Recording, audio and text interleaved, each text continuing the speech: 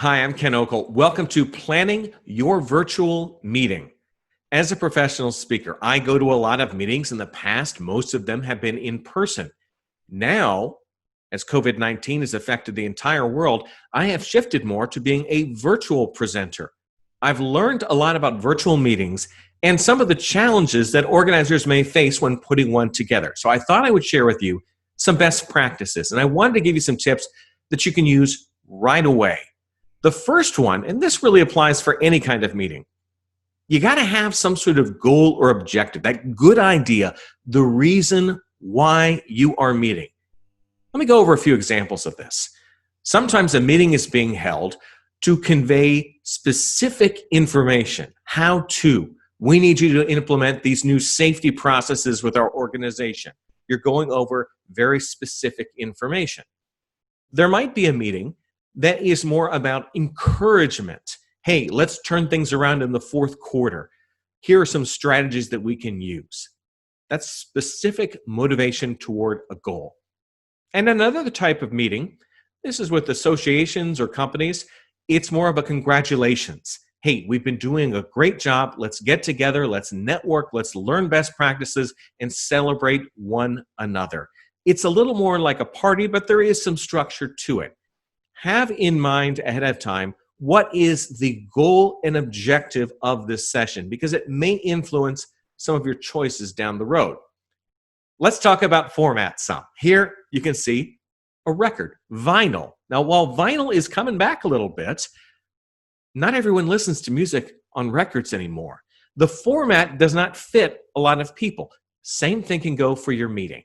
In the past, you may have done a day-long retreat, perhaps a multi-day event at a resort or a hotel. How does that fit in the virtual world?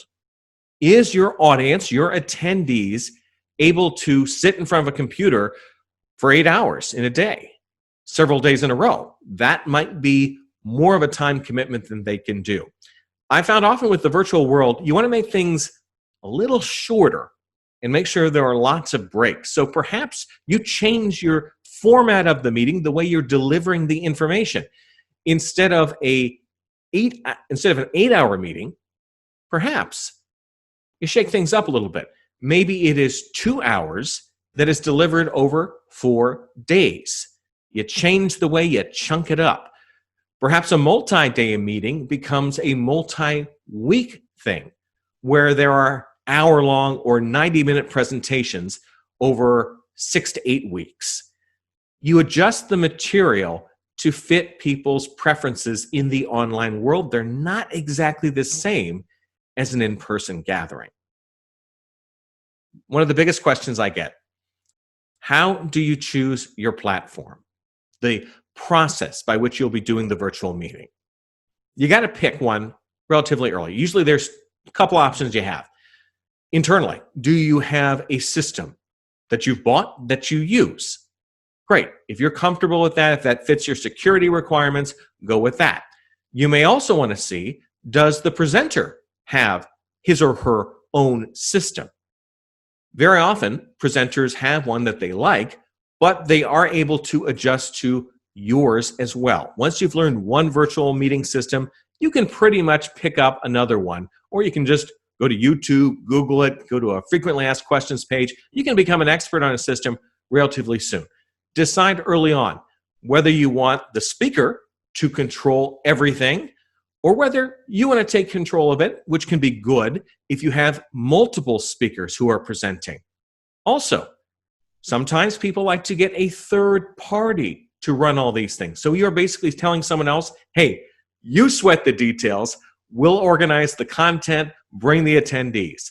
Decide what you want to do in terms of how you're going to use the virtual platform and which platform you're going to use. Just make that decision. There's no bad one. It's just a matter of features and benefits. Speaking of features, here we see a very nice car, got a lot of buttons and knobs in it. A lot of choices you have to make in terms of what type of features you want in your meeting. Let's go over some of the things you should be thinking about. Do you want the meeting to be interactive? Do you want your audience to be involved in it, or do you just want them to be more passive observers? Sometimes that's not a bad thing. Let's say it's more of a lunch and learn session. If someone is, eating a sandwich during a presentation, may not work so well for them to be commenting, talking, that type of thing. But often organizations do want people to have the opportunity to be interactive. So you have to think too, well, how much interaction should we have? Think about that because that will influence the length of the presentation or the depth of the presentation. You also want to think about how the material is getting out there. For instance, do you want the meeting to be a talking head? So this would be where I would be pretty much just on the screen. You'd be hearing from me. Nothing wrong with that. And often if you're talking about something that's maybe a little more motivational, it's good to see the presenter because emotion comes from the face. And the presenter can have some props or things that you can hold up. So it's not just a talking head the whole time. This meeting is one that is featuring more slides. You can still see me. Hi, how are you? But I'm not the primary thing. It's more about conveying some information and some ideas. I'm a little more in the background. Some people have a preference for really detailed slides. This is almost where you are putting up slides that relate to a handout that everyone could download ahead of time and are filling in as the meeting goes. All three levels of involvement are good. You have to decide which one you want to go with. Let's talk about breaks. They are very important. People are sitting in front of a computer. You can get a little tired out. So do you want to have a break after 45 minutes, an hour? Give people 10 minutes to refill their coffee, visit the bathroom, do whatever they need. The goal here is to give people an opportunity to refresh and come back attentive and ready to learn. At your regular meetings, you have breaks. You give people that opportunity. Perhaps you need to insert some breaks into your virtual meetings as well. Final thing, and this is a big one. We may talk about this a little more later. Questions.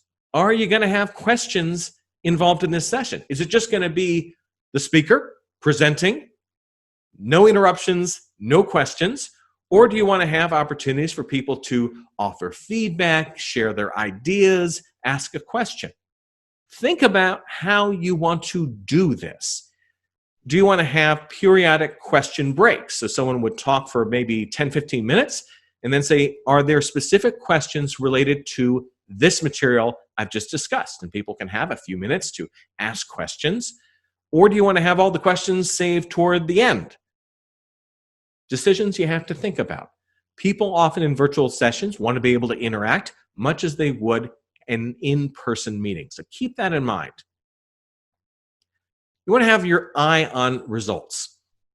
After the session, is there a next step that is clearly defined for people? Are there additional learning tools that the speaker could share? Perhaps it's sharing a copy of the slides. Maybe there's some sort of infographic that they have. Perhaps there's some additional tips that are delivered through videos that are shared with the organization that kind of reinforce some of the key points. Is there an aftercare component to the presentation? Let's talk a little bit more about questions, because I think there is a lot of depth to that area. Some people, they like to do questions where the speaker is presenting and a volunteer or a colleague is looking at the question area where people are typing in the questions. Usually there's a chat room or there's some sort of question box. Someone is looking at that and they are serving as a moderator and they are asking periodically those questions to the presenter. There's another way that some speakers prefer to do things. They will actually pre-record their remarks, work with the organization, get them the video. That video is being played, and then while the session is happening, the speaker is in the question area answering questions in live time. Different ways to engage with the audience. Think about how you want to do it. Make sure, I think it is good to give people the opportunity to ask questions, and sometimes the questions that are being asked can influence future presentations or additional information shared from the presenter at a later time. You also want to have a roadmap for a session. People have a lot going on. They're sitting at their desk, they're sitting in front of a computer, or perhaps they're in their home office. When I do a virtual presentation, I think it is good to talk a little bit about the structure of the meeting. What's going to be happening? So I might say, hey, we're going to be talking for about 20 minutes on 3 different points. So we'll have 3 sessions of 20 minutes each. We're going to be talking about this in the first one, this in the second one, this in the third one. That way people have an idea of what's coming, what they can expect, and perhaps I would even say, and between each of those 3 sessions, we'll have a few minutes for questions as well. You see how we're giving people an idea of what's coming.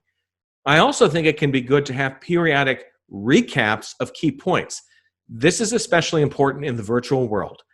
Let's face it, internet connections can sometimes go out, and it always seems like they go out when a speaker is saying, and the most important thing you need to know is, and then they freeze up, and you cannot hear that thing, and it's never mentioned again. So I think for this reason, it is good to have some recaps as part of your roadmap. Touch upon some of those key points. Make sure if someone missed something, you never know too, if there's something in their home that may have distracted them for a moment, that no one misses a key point. It's not just said once and never mentioned again. There's a certain amount of repetition. Is there a replay element to this talk? Will the people involved in the meeting have the opportunity to listen or watch it at a later time? Sometimes people will sign up for a session and then life gets in the way, they're not able to attend. Is there a process where people are able to watch a replay? Or do you want to make clear to them, you got to be here on this day to get this session? It's like a rock concert. You got to be there. Just think about what is your attitude toward replays and making sure that people have that information perhaps for a later time, or the session can serve as a refresher. To find out more about me and my professional speaking, which I also do virtually, go to my website, kenokel.com. That's just like my name, Kenokel. If you'd like to email me, that email address is tvguy@kenokel.com. I worked in television news for many years, and often when I'd be out and about, people would walk up to me, not know my name, but instead say, hey, TV guy. That's where it came from. And of course, I also encourage you to connect with me on LinkedIn. We've covered a lot of information today about virtual meetings. I hope it's given you some good ideas that you can feel confident in the process. We still need to meet. Meetings are very important. We're just changing the way we can do them, and you can make an excellent meeting with just a little bit of planning. I'm Ken Okel. Take care.